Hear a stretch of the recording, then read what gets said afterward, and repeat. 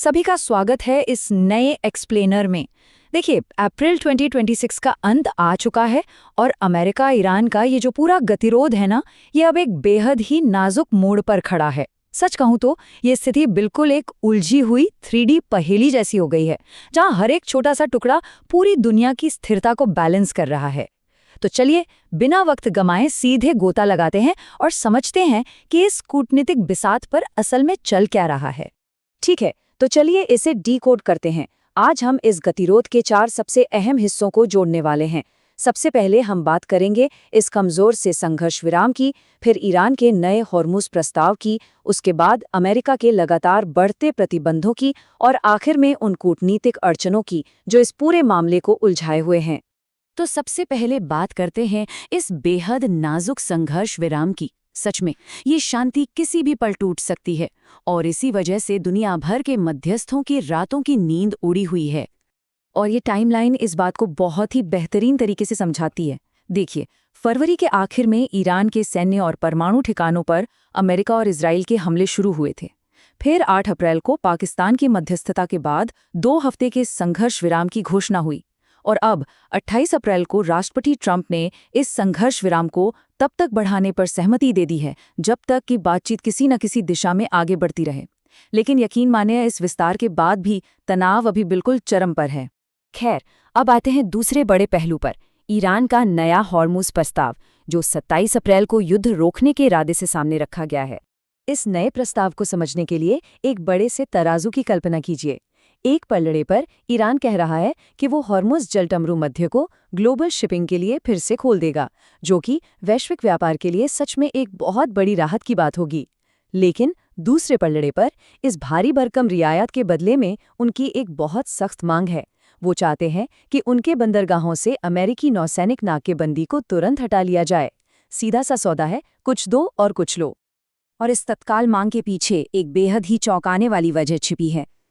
दरअसल ईरान का तेल भंडारण अब अपनी बिल्कुल चरम सीमा पर पहुंच चुका है।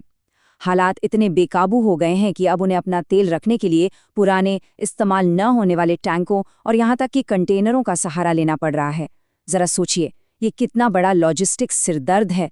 और यही वो भारी दबाव है जो ईरान को अमेरिकी नाकेबंदी हटाने की मांग के लिए इतना मजबूर कर रहा है। अब इस पूरी रणनीति का जो पहलू वास्तव में दिलचस्प है, उसे परमाणु स्थगन रणनीति कहा जा रहा है। असल में ईरान क्या कर रहा है? वो औपचारिक परमाणु वार्ता को बस टालना चाहता है। उनका फोकस है कि किसी भी तरह पहले इस मौजूदा युद्ध को खत्म किया जाए, वो भी यूरेनियम संवर्धन पर कोई तत्काल रियायत दिए बिना। मतलब वे सैन्य संघर्ष को खत्म करने की बात को अपने परमाणु कार्यक्रम के भविष्य से बिल्कुल अलग रखना चाहते हैं। काफी स्मार्ट मूव है। चलिए, अब जरा अमेरिका के रुख की तरफ भी नजर डालते हैं। बातचीत तो चल रही है, लेकिन इसके समानांतर जो अमेरिकी प्रतिबंधों और दबावों का आर्थिक प्रकोप अभियान चल रहा है, वो भी कम नहीं है। यहाँ पर चीजें थोड़ी अजीब हो जाती हैं, क्योंकि हमें लगातार मिले जुले संकेत मिल रहे हैं। एक तरफ तो अमेरिकी राष्ट्रपति ट्रंप ने ईरान के इस नए प्रस्ताव को पिछले वाले से बहुत बेहतर बताया है। सुनकर लगता है कि शायद बात बन जाएगी, लेकिन सच्चाई ये है कि अमेरिकी प्रशासन ने औपचारिक रूप से इस प्रस्ताव को अभी तक स्वीकार नहीं किया है।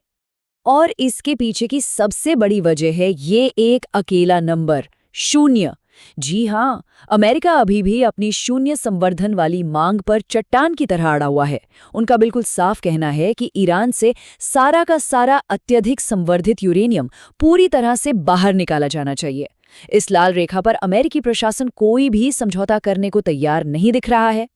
तो आइए देखते हैं कि ये दबाव कैसे आगे बढ़ता है। 21 अप्रैल को अमेरिकी ट्रेजरी ने अपना आर्थिक प्रकोप अभियान शुरू किया। और मजे की बात यह है कि ये वित्तीय दबाव अब सिर्फ ईरान तक सीमित नहीं है। अमेरिका अब सक्रिय रूप से तुर्की और यूएई में फैले मिसाइल और ड्रोन खरीद नेटवर्क को भी निशाना बना रहा है। मतलब घेराबंदी अब अंतर्राष्ट्रीय स्तर पे हो रही है। और इन सब दबावों का असर साफ दिख रहा है। पिछले सप्ताह पाकिस्तान में चल रही वार्ता अचानक से अटक गई।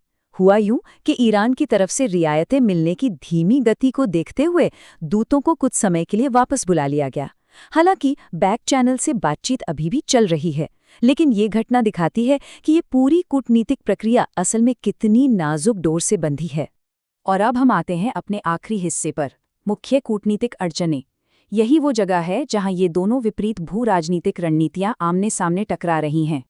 तो सबसे अहम बात यह है कि हर मोर्चे पर एक पक्का गतिरोध बना हुआ है।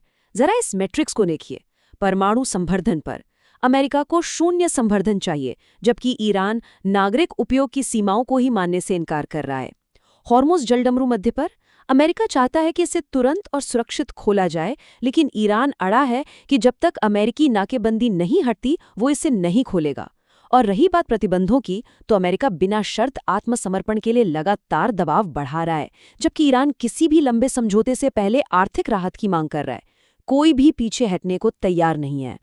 तो आखिर में सवाल यही बचता है, क्या ये पूरा क्षेत्र स्थायी शांति की तरफ कदम बढ़ाएगा या फिर से एक भयंकर सक्रिय संघर्ष में धकेल दिया जाएगा?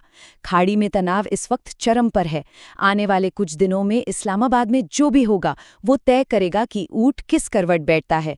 पूरी दुनिया की नज़रें इसी हाई स्टेक रियलिटी पर टिकी हैं। सोचने वाली बात है ना? खैर, इस एक्सप्लेनर में हमारे साथ जुड़ने के लिए बहुत बहुत धन्यवाद।